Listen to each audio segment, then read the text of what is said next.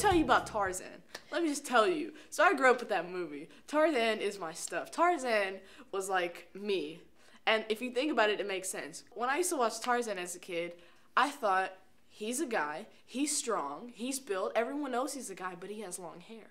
You see what I'm saying? As a little kid, I had long hair, and I used to run around the house with my shirt off and go, ah. It was Tarzan and George of the Jungle. I thought I was going to be them when I grew up, you know? So I was like, I can have long hair and be a guy. It makes sense. I met Adrian in GSA, as I have met many of my friends in, because GSA is awesome. When I saw him in the bathroom and they asked him why wasn't he in the boys' bathroom, and he says because he was a transgender, and I was kind of confused because I've never really heard of that. Around junior year, he began transitioning, so we ended up talking a lot more because they wanted to know about what occurred when you physically transition and how that works socially as well.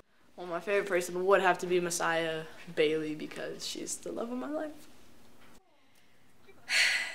Adrian makes me feel all kinds of emotions. He makes me feel so happy. Like, there's times like now where I can't stop smiling. I started freshman year as a straight female.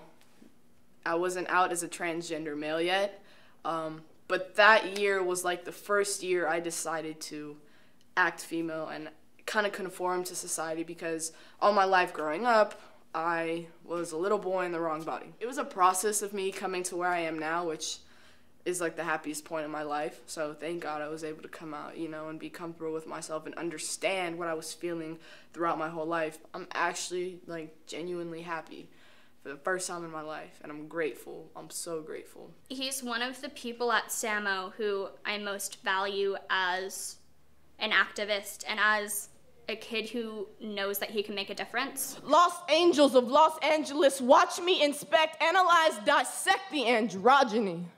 Bringing imbecilic adults to questions like, hey dog, what is that? Freshman year of high school, I went through a lot, and I really didn't know how to deal with everything that was handed to me, and some deep feelings were involved.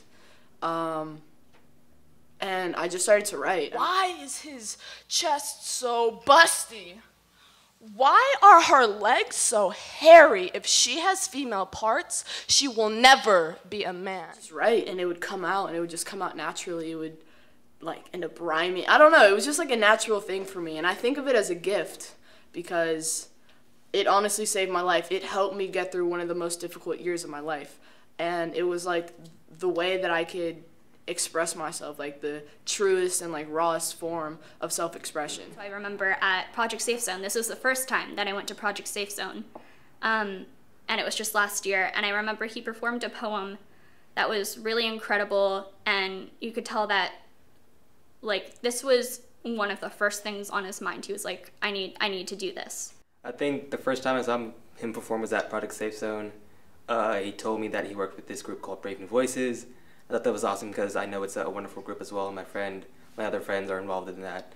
So I knew that he was getting some really good experience. The type of poetry I was writing wasn't classical poetry. It wasn't like, you know, A, B, A, B, A, A, B, B, rhyme scheme or anything. It was just kind of like write it, let it flow, and it just had this flow and rhythm to it, and it rhymed. And, you know, it's not something that I do to have people say, oh yeah, I get what he's saying. I want people to feel it. He gives so much power that you're like, yes, I feel it. Like, you're sad, I'm sad. You're happy, I'm happy. Like, you really get to live through his poetry, and his poetries always tell stories. Blocked, no seeing past this tricky witchery, unstitching me from the scar on my back from where I attempted to unlatch the seams of this mask. Not only does he have this incredible presence, but he's really good with words. House of mirrors, I see so many mirrors teasing. Teaser teases me here. House of mirrors, I see me here. Everybody leaves feeling something. Everybody just like becomes engulfed in his words because he just packs so much power when he performs his poetry. If I'm seeing you struggle and I was at that place 2 years ago, why am I going to let you sit there and feel that, you know? Regardless, you're going to feel what you feel, but I want to help you out and at least kind of like, you know, set a path for you to walk upon. He's definitely made me a lot more open, a lot more out there, I'm usually a much more introverted person, but seeing Adrian, I feel that, you know, I can be comfortable in my own skin and really be out there and really be open about who I am. He's just inspired me to let everyone know that there's people out there just like him. I'd say overall I've learned how to genuinely express myself and be myself. And I love him. I want to educate elders as well as youth, especially youth, because, you know, they're going to be the ones who grow up and they're the next generation, and I think that's where the change needs to start.